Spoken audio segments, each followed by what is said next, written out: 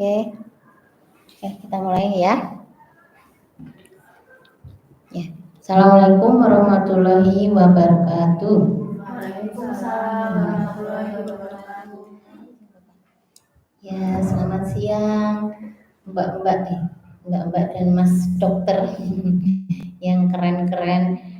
Ya, terima kasih sudah bersedia hadir di siaran Sapa Warga yang ini kepunyaan temuan yang live.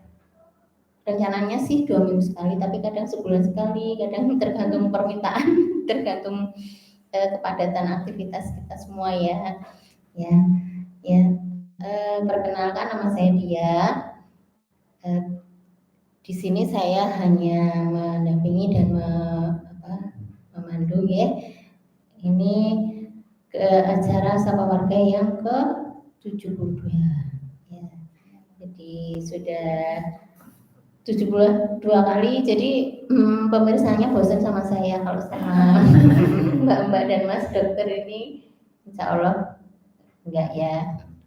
Nah, untuk kali ini kita akan bincang-bincang santai saja mengenai aktivitas Mbak sama Mas. Boleh nggak sih panggilnya Mbak dan Mas?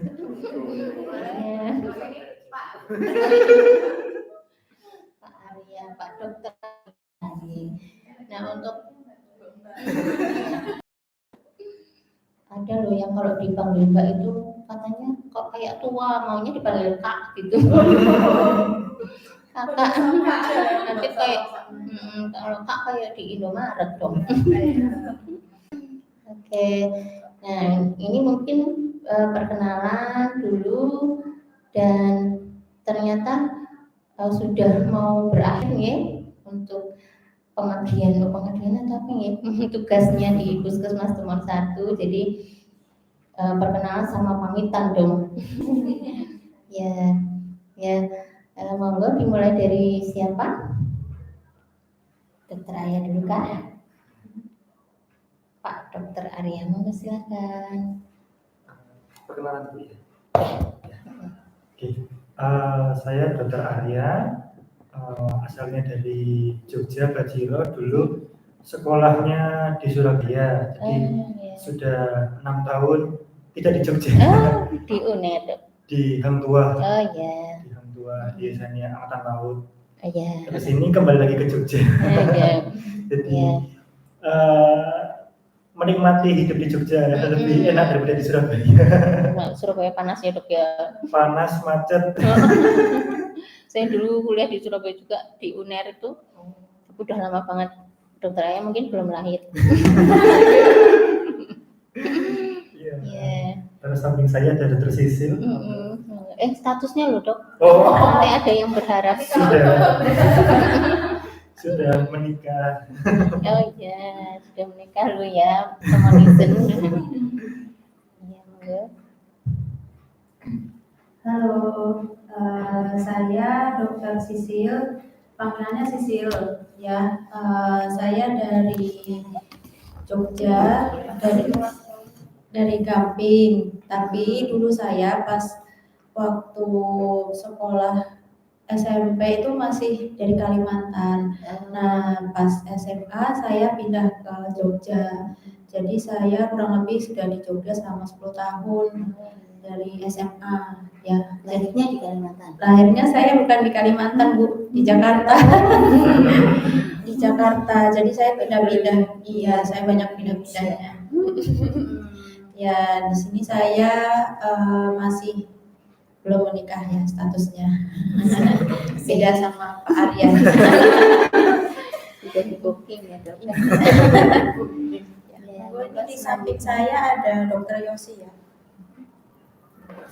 Selamat siang warga-warga Tumor, khususnya pasien-pasien dari Puskesmas Tumor 1. Saya Dokter Yosi, mungkin ada beberapa orang yang sudah pernah ketemu di BP, di GD, di KIA. Saya dari Bengkulu, Karena memang bapak saya dulu kerja di sana, Iya, tapi aslinya aslinya Klaten. oh Iya. Tapi memang yang saya di Sleman, jadi bingung ya Jogja dari juga. mana. Terserah aja nanti nggak boleh. Punya keturunan Jawa gitu ya. Bapak ibu saya Jawa semua, tapi iya. terus ya, jadi sekolahnya di Bengkulu juga. Oh iya, oke. Nah, Dokter Dinda. Tidak ini pernah siaran juga. Pernah siaran juga. Mungkin tapi penontonnya beda ya. Iya. Udah lama juga soalnya paling lupa, jadi kenalan ulang ya. Iya. Halo, saya Dr. Dinda. Saya aslinya dari Demak, terus dulu sekolahnya di UII Yogyakarta. Jadi dulu 4 tahun di Jogja, tapi nggak 4 tahun full ya, karena pas akhir-akhir semester itu kan COVID, jadi mungkin di Jogja cuma 2 tahun. Oh iya. Iya, terus itu Di selama COVID gimana tuh? selama COVID di rumah, di rumah. Terus habis itu koasnya di Madiun, jadi selama 6 tahun 7 tahun ini keliling-keliling terus. Sekarang balik lagi di DIY, ternyata kelihatan di Pulau Progo. Ya, terima kasih atas perkenalannya. Ini menarik sekali ya, berbagai latar belakang, tapi ditakdirkan untuk merambah di Temon. Ya. Ini kan dokter kan udah selesai internship selama 6 bulan di Puskesmas Temon. Ya, menurut dokter semua, apakah di Puskesmas Temon itu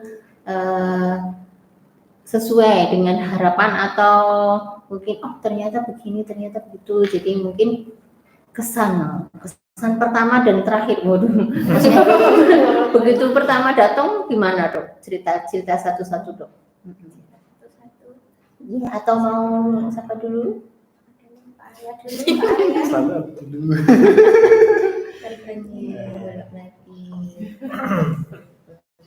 Oh iya, pertama tiba di Puskesmas Temon 1 ini yang paling menyita perhatian saya itu adalah UGD-nya Bu. UGD-nya dulu kan saya juga pernah koas di Puskesmas Kedurus di Surabaya. Nah, UGD-nya itu memang tidak sebesar di sini.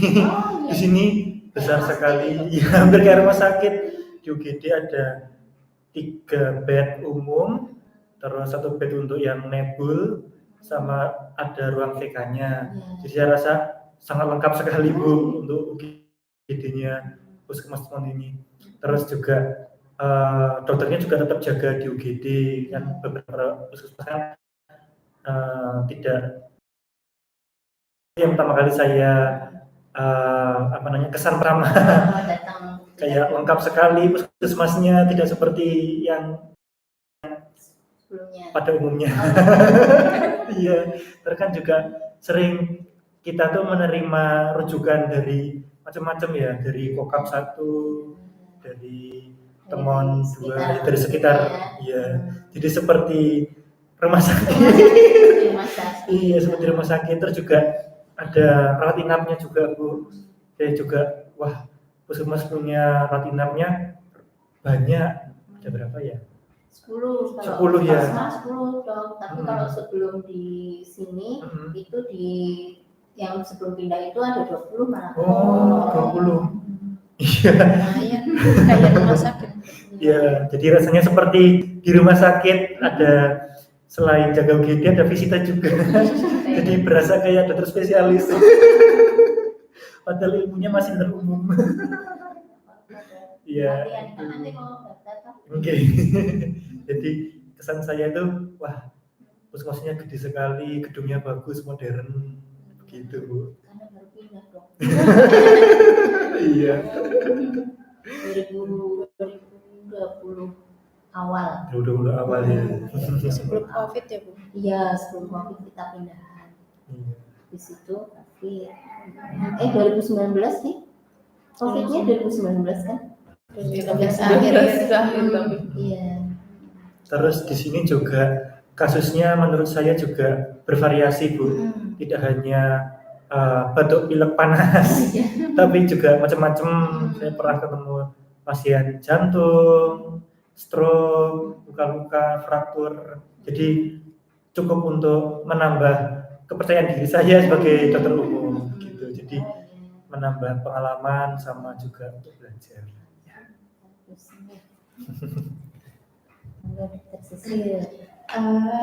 Saya untuk kesan-pesannya waktu saya pertama kali ke Puskesmas Temon 1 sama kayak Dokter Arya, kaget sama bangunan puskesmasnya itu karena setahu saya itu puskesmas bangunannya nggak pernah sebesar itu, terus ada IGD-nya, terus IGD puskesmas, terus untuk parkirannya juga lebih luas dibandingkan tempat puskesmas lain, karena rumah saya kan dekat puskesmasku, jadi puskesmas Gamping 2 ya kan, depan gang itu ada puskesmas tapi kecil puskesmasnya, terus parkirannya pun nggak seluas ini dan ada tukang parkirnya, terus ada palang masuknya. Kalau di puskesmas lain kan nggak ada.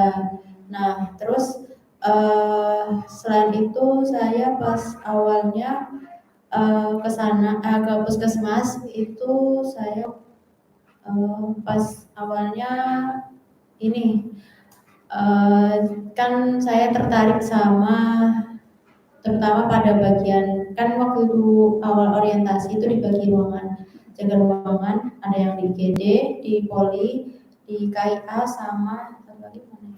KM ya. Nah saya tertarik KIA-nya karena waktu saya dulu pas di puskesmas, stase puskesmas waktu koas, itu saya kan puskesmasnya di perbatasan antara Jawa Tengah Jawa Timur di Sragen. Nah di Sragen itu ada ininya USG seperti itu. Nah terus mungkin di rumah sakit tipe C, nah itu kurang lebih seperti itu bednya. Jadi bednya ya ada 5, jadi itu mirip kayak rumah sakit yang saya pikirkan. Mungkin karena orang-orang sering kesini jadi miranya itu rumah sakit, padahal itu puskesmas. Dan itu untuk kasus-kasusnya lumayan variasi kalau di puskesmas ya, dari IGD-nya, mungkin IGD-nya itu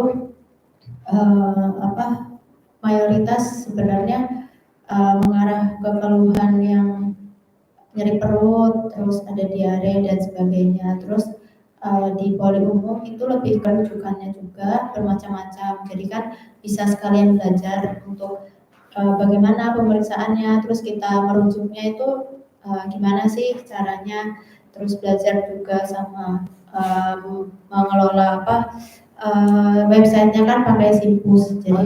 Jadi pertama kali ngetik Simpusnya itu saya memang cukup lama karena masih adaptasi sama harus apa aja yang diketik, terus masih bingung kode ICD-10-nya kayak gimana, sama kalau mau merujuk itu pencetnya saya bingung di mana, sampai saya nanya-nanya ke Mbak. Saya ingat waktu itu pertama jaga sama Mbak Ayu, jadi saya bolak-balik nanya ke Mbak Ayu, Mbak ini gimana caranya? Saya bingung. Terus akhirnya sampai sebenarnya waktu itu polinya lumayan ramai karena hari Sabtu, jadi saya diminta Mbak Ayu buat lebih cepat lagi. Cuma saya pas pertama itu masih bingung gitu kan. Nah itu iya. Ya seperti itu, mungkin awalnya saya masih tahap belajar, tapi sekarang sudah lumayan menguasai Simpusnya. Mungkin selanjutnya adaptasi lumayan 6 bulan. Selanjutnya sama Dokter Yos. Kalau saya sih kesan awalnya sama Ibu ya, kaget banget karena saya kan awalnya itu cuma ngeliat di Google Maps ya, mau cari puskesmas nomor 1.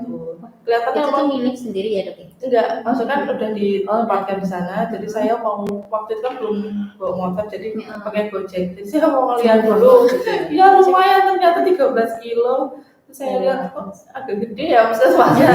Waktu datang saya lebih kaget lagi, bukannya emang benar-benar luas. Terus kayak ini beneran nih IGD-nya kayak gini gitu. Ternyata memang bangunan baru juga ya. Iya, karena baru. Terus juga di pinggir jalan besar, jalan lintas ya bisa dibilang ya Bu, ya.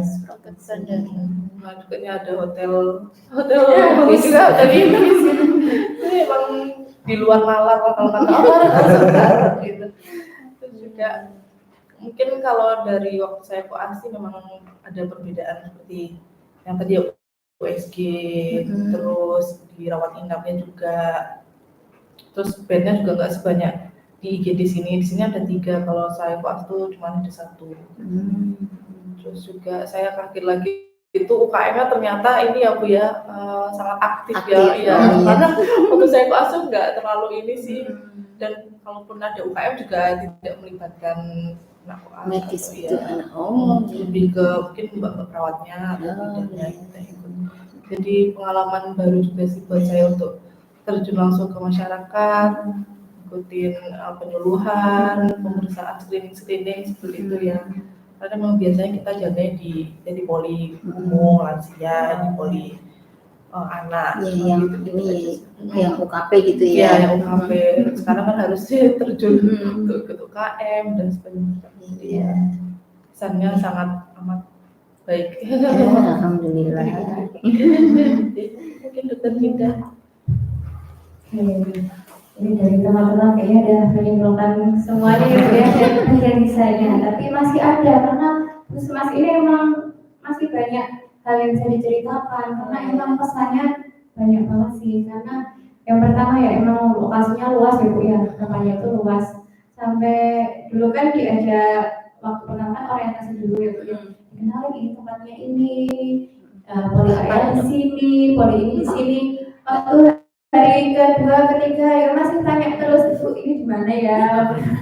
Karena emang tempatnya luas, karena emang berlorong-lorong gitu juga kan, jadinya ya itu kesan pertamanya, tempatnya pertamanya emang luas, terus UGD-nya emang juga gede banget dan saya ya ini gede atau mau buat badminton itu cukup itu karena itu luas banget kan, dari nurse station-nya sama di bagian pendaftarannya itu kan jaraknya kan jauh-jauh banget, bednya juga ada banyak, terus penanganannya juga banyak juga kan, kooperatif dan yang di kegiatan sini tuh ternyata masyarakatnya itu juga kooperatif juga, dan bahkan kalau misal contohnya ya kata Darti itu ya Bu ya, waduh itu tuh pasien bukan pasien ya, lansianya yang terdaftar itu atau intinya pasien hipertensi peserta tanda Darti itu sebelum kami datang itu udah pada ngantri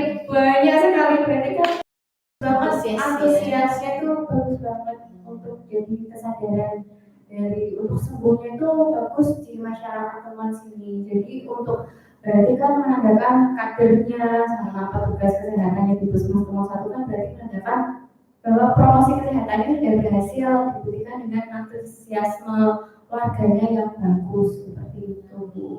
Terus juga selain dari lansia-lansia itu juga dari kelas ibu hamil, kemudian dari remajanya itu juga antusias. Kemarin juga saya terakhir itu ikut apa kemarin yang di digital yang TAK.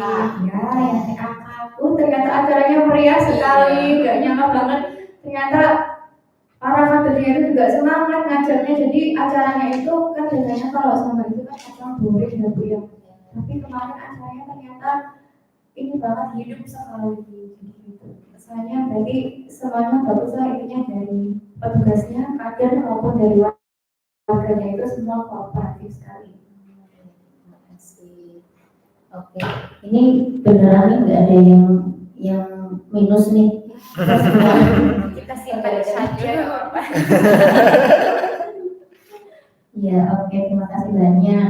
Ya, sebenarnya masih ada kekurangan ya, jadi mungkin yang terlihat dari yang bagus-bagus itu, tapi ya, kalau menurut akreditasi puskesmas kita ini dong, jadi setiap kegiatan itu dievaluasi, jadi dievaluasi kalau kegiatan ini, evaluasi kehadirannya, kemudian ketepatan waktunya dan sebagainya itu di dalam akreditasi. Jadi oleh pemegang program.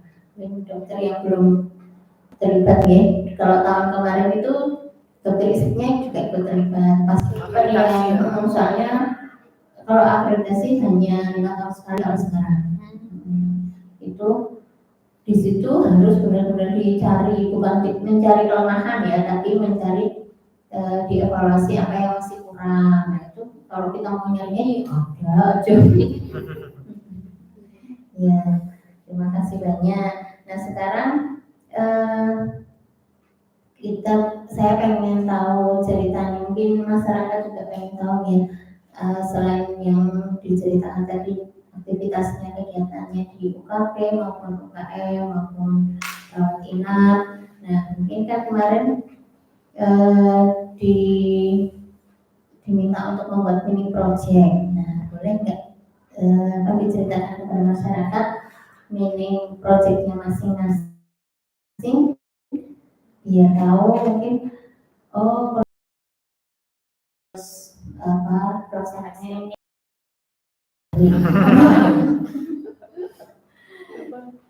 Apa dari tengah dulu?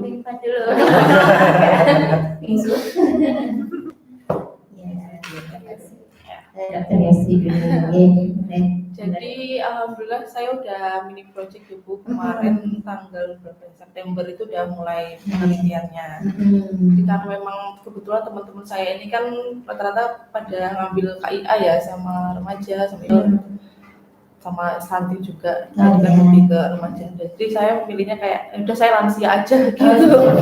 Jadi yang berbeda karena hampir mirip semua. Ya. Dapat semua. Jadi kemarin itu judulnya gambaran prevalensi gangguan kognitif menggunakan mini test pada para peserta lansia di Prolanis ya, di Puskesmas nomor 1. Jadi memang waktu itu saya kebetulan kan memang Prolanis itu tiap bulannya ada kegiatan ya Bu ya. Terus juga sekarang udah jadi sebulan 4 kali ya senang. Iya senangnya kalau dulu sekali ya. Sekali ya. Karena kemarin itu ada senam, terus juga kebetulan ada tensi juga yang per bulannya sama pemeriksaan. Jadi saya sekalian untuk ngecek gambaran kognitifnya gimana gitu pada para manusia ini menggunakan kuesioner. Jadi memang alhamdulillah kemarin dapat sampelnya itu 30 dari pasien-pasien yang kena DM sama yang hipertensi, jadi digabung semua. Dan kemarin hasilnya itu dari yang 30 itu yang gangguan itu ada 11 orang, berarti hampir setengah ya Bu ya. Ya, sepertiga lebih ya. Lebih. Dan sisanya itu kan berarti berapa? 19 ya, 19. Nah itu masih ada yang normal, tapi ada juga yang mendekati hampir mau ini ada gangguan kognitif. Jadi kemarin ada pakai kuesioner itu namanya mini test, dan dimana dia itu ada pertanyaannya cuma ada 2 sebenarnya. Jadi yang pertama itu jadi si lansianya itu nanti suruh menyebutkan kembali apa kata-kata atau benda yang saya sebutkan. Jadi seperti recalling ya. Terus yang kedua itu disuruh untuk menggambar jam yang menunjukkan angkanya itu 11:10. Ternyata berapa yang tidak bisa. Banyak lumayan. Bahkan untuk menuliskan angka 12, 1, 2, 3 dan seterusnya itu ada yang nggak bisa sama sekali, ada yang cuman menumpuk di sebelah kanan gitu. Ya. Ada yang juga yang bisa, bukan itu umurnya kalau nggak salah 81 tahun itu ada yang nilai sekolah 5, berarti masih normal gitu umurnya segitu. Tapi ada juga 80, ada juga tapi yang umur 80 dan 81 itu 0 nilainya. Ya, jadi ini. Terus waktu saya tanya apa ada ini nggak kebiasaan seperti suka membaca mungkin, atau mungkin dia sering bercerita sama keluarganya atau cucunya gitu. Tapi banyak bilang iya saya suka baca Dok, gitu. Jadi itu yang normal yang normal itu. Jadi mungkin ya karena kebiasaan otaknya kan selalu dipakai ya untuk dia berpikir, jadi itu mungkin salah satu faktor yang di saat usia 80-an itu masih normal, tidak ada gangguan kognitif. Bermanfaat sekali untuk disampaikan di masyarakat. Mungkin nanti juga bisa kita sampaikan di pertemuan-pertemuan itu ya, screening kognitif itu ya. Dan screeningnya itu memang saya pilihnya itu yang efisien waktu, terus juga yang semua orang, maksudnya yang awam terlatih juga bisa gitu. Iya. Jadi tidak perlu harus tenaga medis juga sebenarnya bisa Iya, untuk bisa ya, dilakukan. Terus juga kan cuma 2 pertanyaan ya Bu, jadi kan nggak lama-lama. Sebenarnya kan banyak screening kognitif itu, ada yang MMSE yang paling sering ya, MMSE, terus screening yang lain. Tapi saya lebih memilih yang itu karena itu tadi sih efektif, efisien. Oh iya, bisa diterapkan di posyandu gitu ya? Bisa. Ya. Sekarang posyandunya kan ILP itu juga ada screening langsung juga, dan kalau untuk penurunan kognitif itu juga menyebutkan kata 3 kali. Terus sama menyebutkan hari ini jam berapa, hari apa gitu. Ini ditambah itu lebih bagus lagi. Memang kalau pada UKM itu paling ditanyain ini ya Bu, apa kayak sekarang presidennya siapa, tahun berapa, bulan apa gitu. Memang itu bisa juga sih.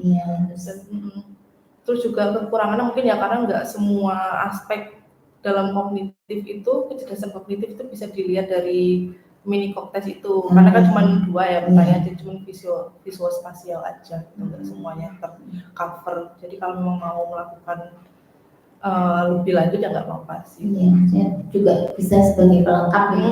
Bisa sebagai pelengkap. Kemarin juga saya rencananya mau di poli lansia, tapi karena keterbatasan waktu ya sama juga saya nggak enak kalau mau nitip. Kan saya jaganya di BP ya Bu, kan jarang di lansia, jadi lebih baik saya aja gitu. Jadi saya milihnya di Prolanis aja. Sama aja lah, bagus ya. Nanti mungkin bisa dilanjutkan.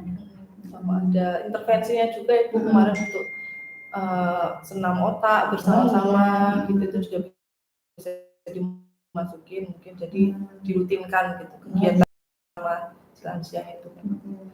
Selain senam biasa ya, itu kan juga ada senam otak. Berarti kalau senam otak di ruangan? Ya boleh, sambil duduk juga sebenarnya tidak apa-apa sih, karena kan lebih sering mungkin gerakan tangan gitu ya. Terima kasih Dr. Yosi, sangat bermanfaat. Semoga bermanfaat dan jadi informasi tambahan juga bagi puskesmas satu. Bisa dilanjutkan. Apa lagi? Oke Pak.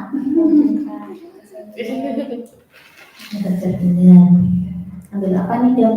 Saya kasusnya remaja tentang kesehatan reproduksi, reproduksi. Jadi kan emang dulu tuh awalnya kenapa kok kepikiran meneliti ini, karena sebenarnya itu awalnya nggak kepikiran ke sini, tapi tiba-tiba tuh dulu tuh diminta sama Mbak Dina tuh coba isi tentang kesehatan reproduksi remaja, ya karena eventnya itu juga sudah terbentuk dan juga diadakan yang pertama kali itu di sebulan. Nah itu kan sudah mewakili dari berbagai wilayah ya, dari berbagai apa istilahnya kelurahan, dari berbagai kelurahan. Jadi sekalian saja waktu itu ngisi materi, jadi itu sebelum materi saya kasih pretest dulu apakah gimana, dari pengetahuan remajanya itu bagaimana, terus kemudian setelah pretest baru dikasih materinya, setelah itu baru diadakan proses nanti kan jadi banding antara sebelum dan setelah diberikan penyuluhan itu tadi atau pemberian materi. Nah ternyata kalau di hasil penelitiannya itu ini ternyata rata-rata itu untuk tingkat pengetahuannya terkait sistem reproduksi itu belum ada yang baik. Intinya itu kalau baik itu dalam penelitian saya itu nilainya 8, 9, 10. Itu rata-rata yang kurang itu masih 50% dari peserta, sama cukup itu 50%, tapi tidak ada yang baik. Jadi cuma cukup sama kurang. Dan bahkan yang kurang masih banyak sekali ya, masih 50%. Jadi kan termasuknya kan untuk tingkat pengetahuan dari kesehatan reproduksi pada remaja ini kan masih kurang ya Bu ya. Nah terus ternyata setelah diberikan penyuluhan, setelah diberikan materi, ternyata itu tingkat pengetahuan itu meningkat sangat drastis. Jadi itu saat itu juga. iya, saat itu juga meningkat. Jadi itu yang ini sudah meningkat, semuanya itu jadi baik semua. Sudah yang kurang itu cuma beberapa anak, cuma enggak kurang dari 10%. Oh ya, alhamdulillah. Intinya itu ada semuanya zona, tapi ada yang tetap satu. Tapi untuk secara keseluruhan semua, saya itu tertarik mengambil ini karena kan di sini kan eranya udah zaman digitalisasi ya Bu ya. Jadi kan banyak informasi, apalagi remaja itu kan sudah megang gadget sendiri, sistem informasi dan juga sangat dapat, apalagi kok informasi yang mengarah ke seksual itu kan sangat mudah didapat ya oleh remaja, apalagi sekarang udah pintar-pintar ya remaja tentang teknologi.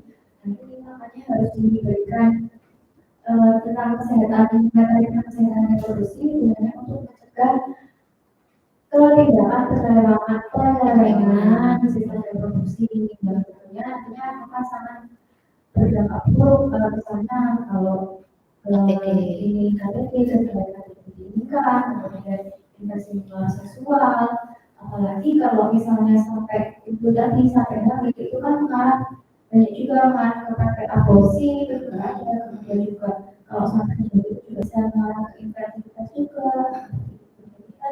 Dampaknya banyak dampak buruk.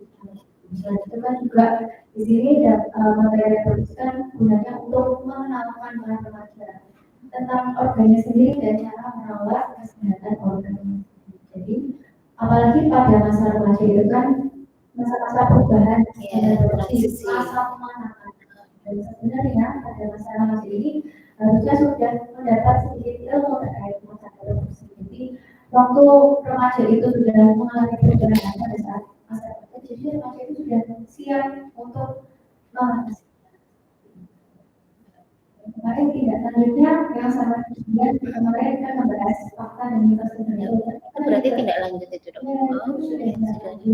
Kita para remaja kemarin bagus antusias banget kan, mau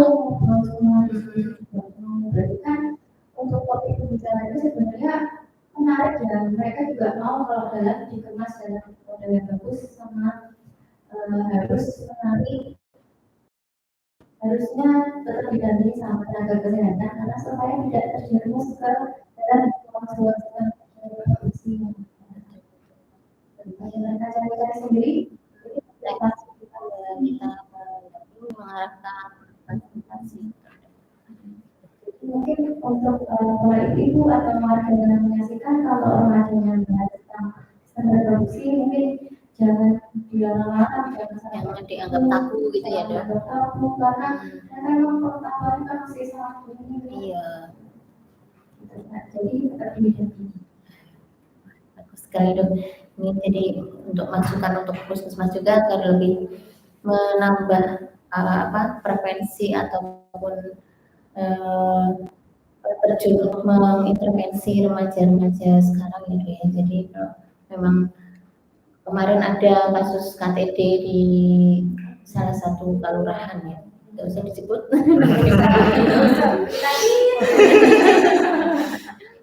Editor. Nanti kita edit tuh. Edit langsung. Oke, terima kasih. Sekarang ini proyeknya siapa lagi? Dokteran ya. Oke, siap. Kalau saya ambil tentang gizi anak Bu. Ya. Yang ngomongnya anak ya. Amin. Doakan Bu. Ya, sambil saya juga baca-baca tentang nutrisi anak kan biar siap. Ya. Jadi saya kerjasama dengan bagian gizi dari Puskesmas Temon sama Mbak Lurah.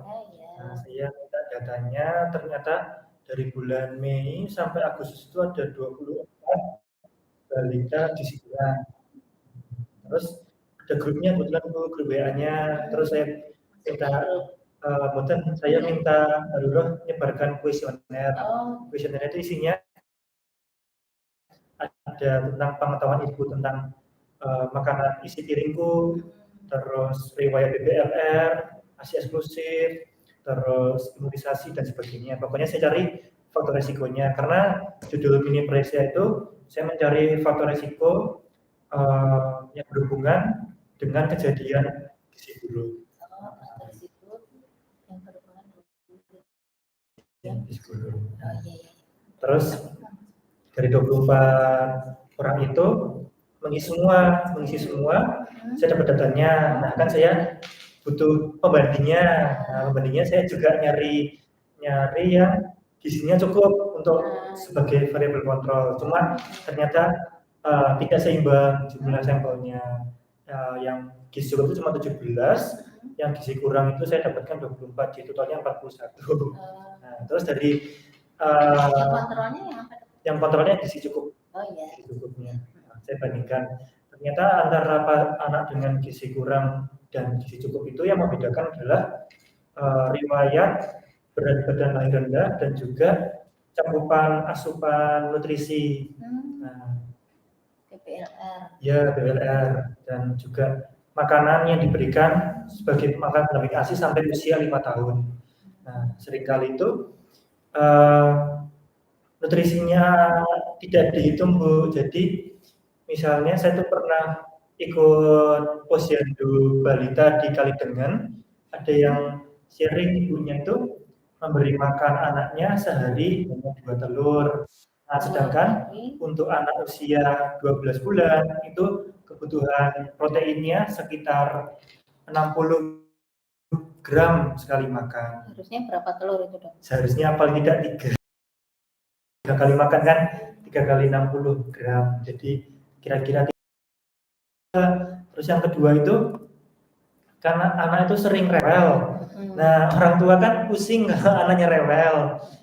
Akhirnya dibeliin jajan, dikasih Indomie kan rasanya gurih sekali, Bu. Iya, itu nanti malah nggak mau makan yang lain ya, Dok. Iya, benar, Bu. Jadi toleransinya seringkali itu toleransi anak balita yang gizi kurang itu terhadap rasa gurih itu sudah di level 10. Padahal makanan di rumah itu hanya 5 atau 6 tingkat kegurihannya. Jadi anak tuh jadi tidak mau makan. Iya, Jadi nggak enak ya. iya, bener. Lidah mereka tuh kurang gurih, nggak segurih Indomie atau segurih pakai chicken mungkin. Ya. Dua merek tadi ya. Iya. jadi anak jadi nggak mau makan, akhirnya beratnya jadi kurang. Terus kadang juga nggak mau repot ibunya masak, atau harus kan kalau anak usia 6 bulan sampai 9 bulan itu kan belum bisa ngunyah. Jadi harusnya makannya yang lunak-lunak disaring, itu kan agak repot. Nah, biasanya ibunya tuh dengan instan beli bubur instan itu saja. Iya, cuma kan anak juga ada tambahan perasa kan, Dok ya. Iya. Selain ada tambahan perasa kan juga ada zat kimia yang juga. Oh iya, perasa pemanis, kimia lain, ya. Akan lebih baik kalau memang dimasak sendiri oleh ibu. Ya. Karena anak di usia 1000 hari pertama kehidupan atau sebelum usia 2 tahun itu sangat membutuhkan protein hewani untuk pertumbuhan sel-sel dalam tubuhnya, supaya dia selain tidak kurus juga tidak pendek, jadi tidak terkena gizi buruk dan juga tidak terkena stunting. Jadi itu dua poin itu yang saya temukan, ternyata yang membedakan antara anak gizi kurang dan gizi cukupnya di sini itu BLR dan kurangnya asupan nutrisi. Terus tindak lanjutnya saya buat juga seperti ini, saya bikin podcast kecil-kecilan. Saya menggunakan medianya Zoom. Ya, terus saya share 2 minggu sebelum saya Zoom itu, saya minta ke kader-kader untuk mengirimkan ke ibu-ibu balita. Nah, alhamdulillah sudah waktu pelaksanaan itu ada sekitar 30 yang ikut, terus ada 4 ibu-ibu yang bertanya dan juga sharing. Jadi lumayan. Jadi maksudnya berarti responnya bagus gitu ya. Lumayan. Ya. Walaupun target saya tuh paling tidak ya minimal 50 tapi 30 tidak apa. Mungkin ibunya ada yang sibuk atau punya kegiatan yang lain jadi tidak bisa mengikuti. Jadi begitu. Jadi kita lanjutnya seperti itu. Terima kasih dok. Iya sangat. Nanti bisa di ini dok di apa?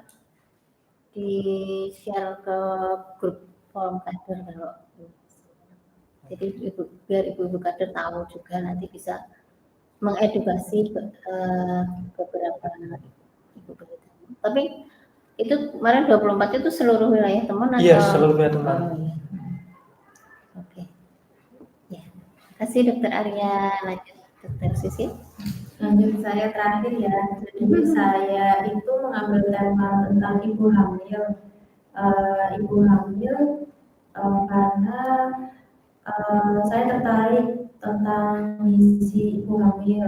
Nah, salah satunya saya mengambil tentang materi kekurangan energi kronis pada ibu hamil. Nah, untuk metode pengambilan sampel, sebenarnya rencana saya awalnya itu mengambil sampel pada kelas ibu hamil. Jadi saya memberikan penyuluhan, kemudian sebelumnya ada pretest dan post-test.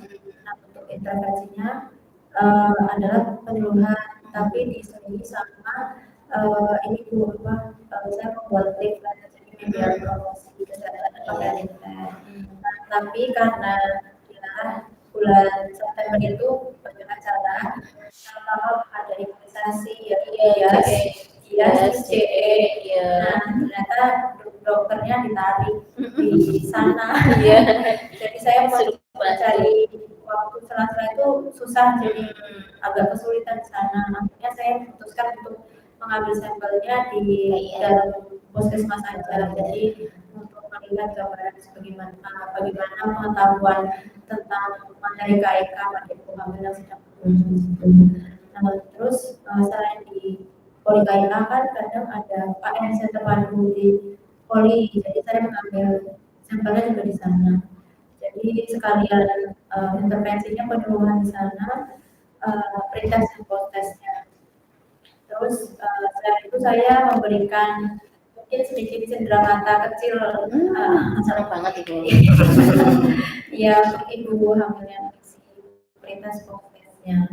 Nah, terus untuk waktunya saya mengambil dari bulan September hingga Oktober kemarin, kurang lebih 1 bulan. Ya, untuk sampelnya sekitar 25 ibu hamil. Banyak juga ya dok? Ya, lumayan karena saya minta tolong juga sama teman-teman saya Bu. Jadi teman saya karena kan nggak setiap hari saya di KIK atau di Poli ya. Jadi untuk memenuhi sampel, jadi saya minta tolong sama teman-teman saya. Terus saya intinya meminta tolong untuk membantu mengisi, terus caranya, terus kriterianya seperti apa. Terus untuk kuesionernya saya titipkan ke mereka, untuk saya sama untuk cenderamata juga saya titipkan. Kemudian setelah hasil 1 bulan pengambilan sampel itu saya melakukan analisis data. Jadi untuk hasilnya di antara semua sampel yang sudah saya kumpulkan, untuk pengetahuan ibu hamil tentang materi KIK sudah cukup baik.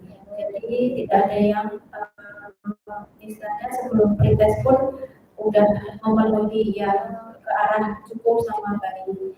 Kurang lebih sudah sekitar 20 orang itu pengetahuannya sudah baik, pengetahuannya masih cukup. Tapi untuk poin-poinnya dari poin-poin yang saya analisis betul dari bagian soalnya kan soalnya itu ada 10 pilihan ganda. Di antara 10 pilihan ganda itu saya menganalisis ditemukan ada nomor yang memang terkadang tuh mayoritas nomor itu yang salah. Jadi di antara 10 nomor ternyata salah satu nomor itu ternyata ibu hamil belum bisa menjawab semuanya. Ya, itu pada poin penentuan ambang batas dari KIK sendiri Bu. Jadi untuk ambang batasnya masih belum pada paham berapa senti batas dikatakan KIK.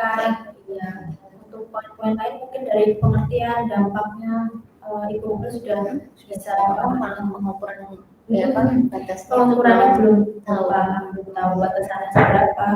terus terkadang untuk asupan makanan mungkin dari jenis-jenis makanan ya, misalnya teh, jeruk, kopi seperti itu masih belum paham karena sebagian besar kan mayoritas itu memikirkan teh itu masih cukup baik untuk tubuh kan, tapi kan untuk realitanya teh itu malah memperlambat penyerapan makanan.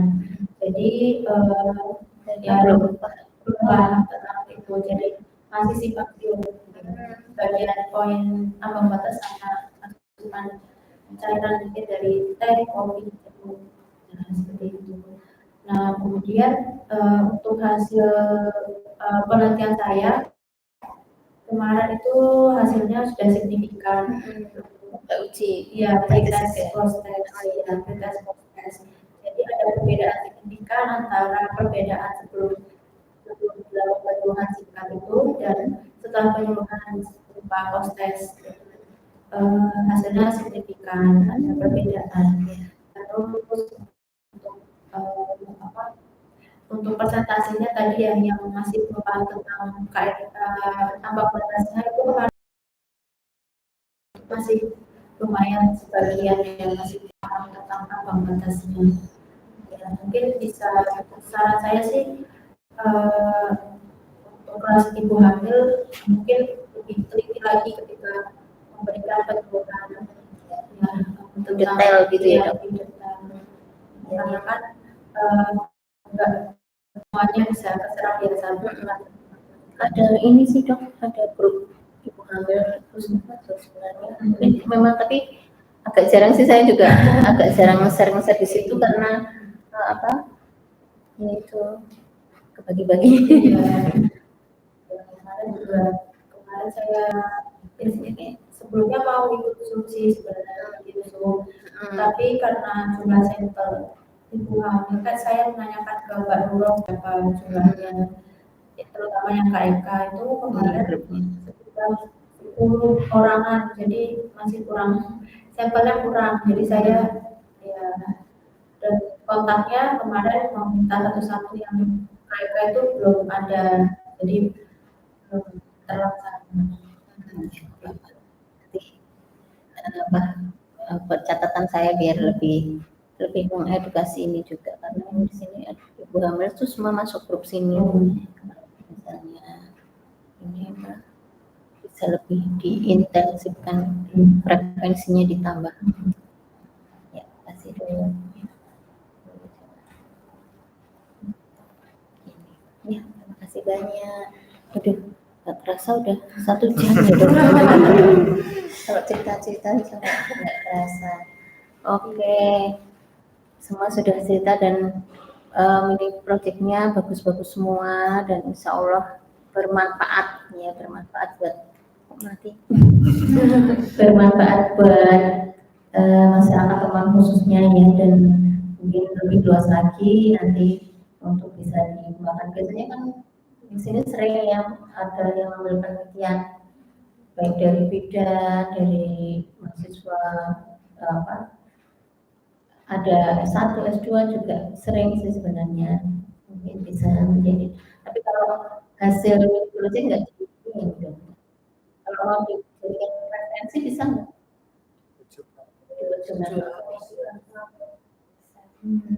Jadi upload aja dong.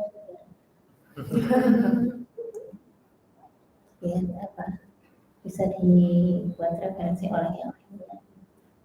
Oh, daftar pustaka tidak terpisih area sih gitu ya, biar masuk ke daftar pustakanya orang-orang. Ya mungkin itu ya teman-teman semuanya, jadi kadang-kadang lupa menyebut nama warga gitu. Pemirsa sekolahnya, terus ada temonisen, ada temon netizen. Ya, tadi apa sharing tentang pesan-pesan mereka, juga tentang apa saja yang dilaksanakan oleh dokter-dokter intensif ini. dan ini sangat bermanfaat buat puskesmas loh. Jadi kemarin itu kan sempat ada kosong terus kita tuh pada kebingungan. Aduh, kalau nggak ada dokter isi gimana? Kemarin kan pasien banyak, terus ada rawat inap, ada pasien di poli banyak, dan itu sempat terhenti dok. Itu kita agak kewalahan. Jadi kalian itu sangat-sangat membantu kita, membantu puskesmas. Jadi kalau ada yang kan nggak semua puskesmas dikasih isip ya. Kalau saya sama puskesmas lain itu ada enak ya gunanya ono isip gini gitu. pada iri mereka kan. Ya, saya doakan semoga nanti setelah ini ke RSUD ya dok. Di RSUD, tapi kalau di RSUD itu ini ya nggak ada UKM ya, adanya UGD, Polri dan sebagainya, mungkin agak lebih ini sepanang gitu ya. Nggak apa-apa, itu pengalaman yang sangat berharga. Nanti semoga lancar di RSUD, kemudian setelah dapat kalau itu kalau habis isip dapat tanda apa? SIP. SIP bisa praktek atau mau ada yang mau lanjut sekolah dok? Dosen dok. Ini dokter Yosi balik lagi ke Bengkulu. Enggak. Di sini aja. Di Klaten. Ya di Klaten itu kayaknya masih kurang ya dokternya ya, meskipun kayaknya Jawa Tengah, Jawa gitu, di Jogja pun masih banyak, di sini juga jelas. Iya, tapi tuh ada beberapa dokter yang nggak mau daftar di puskesmas, termasuk kalian mungkin ya. Karena di puskesmas ini ya ruang lingkup jadi mungkin lebih prospek di rumah sakit atau di mana gitu, nggak apa-apa dong, pokoknya dikejar terus semuanya yang menurut dokter semua lebih passionnya atau prospeknya lebih bagus. Ya terima kasih banyak. Mungkin ada pesan-pesan buat teman-teman kayak mau pesan apa gitu. Kalau Mas ini misalnya yang rutin, kalau yang punya sakit PTM, penyakit PTM atau apa gitu, apa kira-kira yang masih masyarakatnya tuh masih harus diingatkan itu apa kira-kira?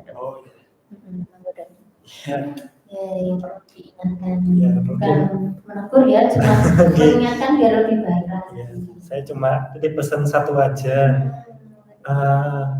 Rumah sakit, puskesmas itu kan tempatnya kuman ya Bu ya.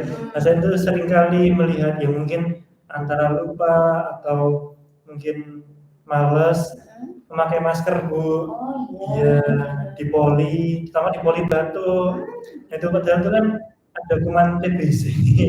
Ya saya harapkan kalau ke rumah sakit atau ke puskesmas ya pelayanan kesehatan pakai masker, walaupun sudah tidak COVID, tapi tetap harus kebiasaan yang menggunakan masker tetap dilanjutkan supaya tidak tertular penyakit yang aneh-aneh, nanti kan rugi sendiri.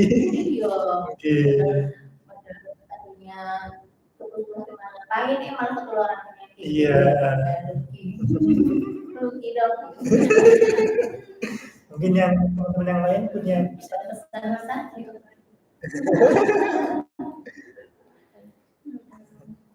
Ada untuk pesan saya kepada masyarakat sekitar teman yang kalau biasanya kan yang sering saya temukan itu pemeriksaan lewat jam pelayanan ya, nah itu sering sekali ditemukan. Jadi biasanya pegawai di temu itu menyarankan untuk besoknya lagi, tapi mungkin menurut pasiennya itu merasa diusir atau bagaimana kan, karena mungkin kurang paham bagaimana alur pelayanannya. Nah mungkin untuk selanjutnya pasien bisa lebih pagi lagi kalau misalnya periksa seperti mungkin cek laboratorium atau meminta surat keterangan, biasanya minta ya rujukan atau surat keterangan. Biasanya surat keterangan itu tiba-tiba siang datang minta surat keterangan, tapi kan polanya sudah tutup ya. Nah makanya dari pegawai IGD itu menyarankan untuk besok karena memang harus dilakukan di poli, bukan di UGD. Ya bukan di UGD atau menolak pasien kami, bukan karena menolak, tetapi karena memang prosedurnya harus dilakukan di poli seperti itu. Jadi ya mohon maaf kalau misalnya dari pasien itu merasa kurang nyaman atau merasa tidak dilayani ya saat pemeriksaan di luar jam pelayanan poli ya. Itu saya sedikitnya seperti itu. Mungkin bisa lebih diperhatikan lagi kalau belum tahu untuk pelayanan poli itu tutupnya siang hari, jadi di atas jam 12. Mungkin kalau bisa untuk misalnya minta surat keterangan atau ingin cek laboratorium itu sebaiknya jam 12 karena setelah jam 12 itu sudah tutup. Jadi pendaftarannya memang tutupnya sebelum jam 12 karena mengantisipasi kalau ada pasien yang memerlukan pelayanan lebih lama. Memang Puskesmas itu bukanya sampai jam 2, setengah 3. Tapi kalau untuk pendaftaran memang kita batasi. Kadang ya perlu berulang kali waktu itu belajar pasien jangan sampai bosan. Teman saya mau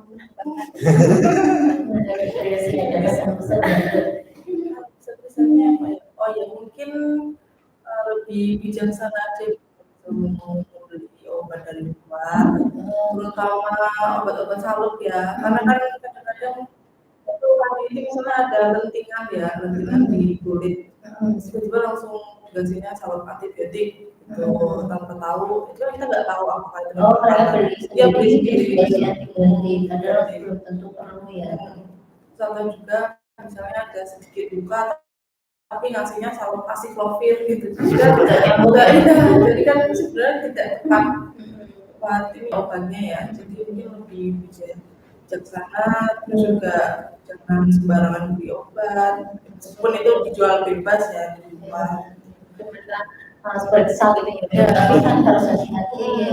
Malahan Bu, kalau misalnya mungkin keluhannya udah berkurang tapi kembali lagi gitu, jadi waktu udah keadaan yang udah agak parah waktu kita gitu jadi ya, kemarin dikasih apa Bu, saya kasih ini, oh iya pantes gitu, jadi kayak kalau itu bukan obatnya Bu, jadi wajar kalau misalnya ulang lagi sekarang gitu, tapi udah keadaan kronis dia mau ada jadi udah keadaan udah kayak gini kok baru datang gitu. Sama obat-obatan paling yang kayak ada juga loh obat yang jantung, obat hipertensi, masih udah baik-baik aja padahal belum stabil ya, belum terkontrol gitu. Terus berhenti minum obat. Obat berhenti sendiri itu saya tanya, ini siapa yang minum berhenti? Saya berhenti sendiri. Karena badannya bukan rekomendasi dokter ya. Karena badannya udah merasa enak kan, datang ya. Pusing lagi, kepalanya tensinya tinggi, kita juga jadi kan yang pusing, jadi pasien pusing kita pun juga pusing, semuanya pusing, jadi itu mungkin lebih bijaksana juga karena obat membeli obat di waktu juga. Iya itu perlu nanti diingetin pas pelayanan juga dok, pas di polinya, di mungkin di pertemuan kader juga bisa. Pertemuan kader itu bisa lebih sampai ke masyarakat. Iya. Bisa lebih aware terutama sama diri sendiri ya. Ya, lanjutnya. Dari mungkin pesan dari saya ya, mungkin kan dari pemeriksaan itu kan mungkin beberapa orang itu sudah pernah berobat sebelumnya, mungkin sudah pernah minum obat atau mungkin sudah pemeriksaan sebelumnya ya. Mungkin pesan untuk orang-orang semuanya, mungkin kalau sudah beberapa kali periksa itu sebisa mungkin riwayat pemeriksaan yang lalu-lalu itu yang berkaitan dengan penyakit sekarang itu dibawa juga karena kan kita nggak mungkin tahu ya tiba-tiba kemarin saya sudah bisa ini teman-teman kan biasanya kan pasien itu kan nggak seluruhnya paham apa yang disampaikan pada hasil pemeriksaannya jadi lebih validnya jadi menunjukkan langsung isi pemeriksaannya apa. Terus kemudian ini yang paling sering rawan itu Bu adalah riwayat obat Bu. Riwayat pemakaian obatnya. Pak kemarin dikasih obat apa? Kemarin sudah minum obat apa? Aduh saya nggak ingat ya, pokoknya obatnya kuning, kecil gitu. Aduh saya juga nggak tahu ya itu obat apa. Obat jadi untuk masyarakat semua kita kalau disuruh nebak itu obat apa kita menyerah. Kita nggak bisa ya nebak itu obat apa ya karena ya itu nggak ada bajunya, nggak ada keterangannya. Iya, apalagi udah buyar. Iya, kalau udah buyar kita sudah tambah buyar lagi. Gitu. Jadi kalau bisa ya sebelum dikonsumsi obatnya difoto dulu, diabadikan dulu, atau enggak mungkin waktu periksa itu dibawa obatnya kemasan bungkusannya itu. Kalau udah besar sih bungkusnya, kalau enggak mesti ada tulisan gitu kan. Kita ada di bawah ada, masih bisa baca itu obat apa. Kita kan kan juga penting untuk mempertimbangkan pengobatan selanjutnya apa. Apalagi kalau beli obat yang jamu itu ya dok. Itu obatnya itu sendiri. Ya, terus ada beli racikan obat yang misalnya sakit lutut, sakit gigi itu kan di apotek banyak atau dok. Nah itu kita kan nggak tahu isinya apa gitu. Akhirnya malah lebih berbahaya. Lebih baik atas rekomendasi dokter. Kayak ibu saya dok pernah sakit lutut terus dikasih obat sama temannya itu sembuh katanya. Aduh bu ampun, dicek dulu obatnya apa. Itu biasanya korban dari keluarga arisan keluarga itu dipantau ini ya boxnya dan bisa tadi dapat box maka keluarga saya ini Saya klarifikasi ya.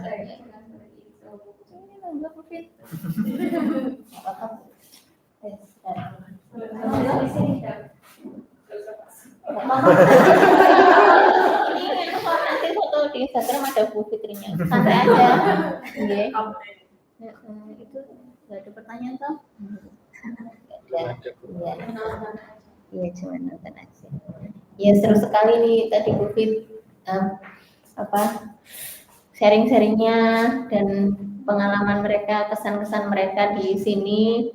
Insya Allah kesannya baik dan mini projectnya juga sangat bermanfaat untuk warga masyarakat Temon. Insya Allah nanti mungkin bisa jadi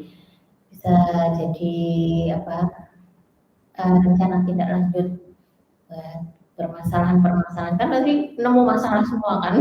Jadi masalah dikasih solusi terus ditindaklanjuti. Mungkin ada tambahan lagi nggak? Tidak. Sudah banyak yang di-share. Oke, mungkin kita cukupkan siaran Sapa Warga kita kali ini. Terima kasih yang sudah mampir ya. Jadi mungkin ada yang disambi-sambi, ada yang numpang lewat. Ya, terima kasih banyak semuanya.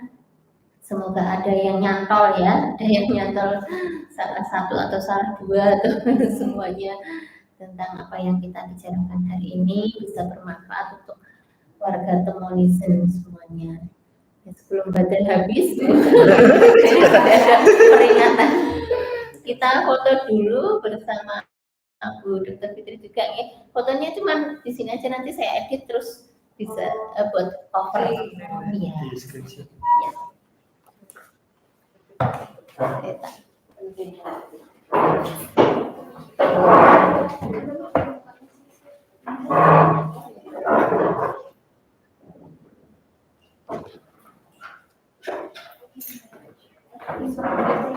Duduk di sana aja. Oh, iya. Di itu sini. Saramio.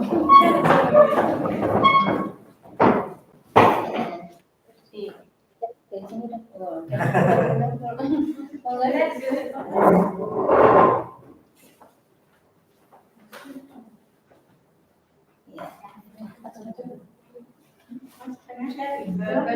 Geser lagi kayak gitu. Oh, iya. Ini kok ya pas hijau-hijau. Iya, hijau ini.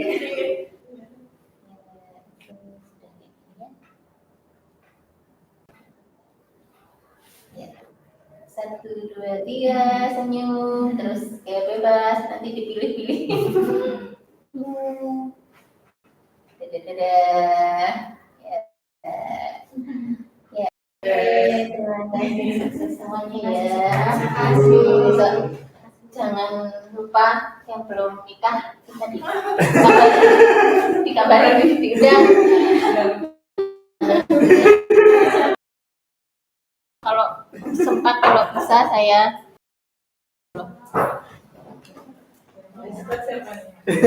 kalian cepat siapa ini? Sisi. Kita Jogja.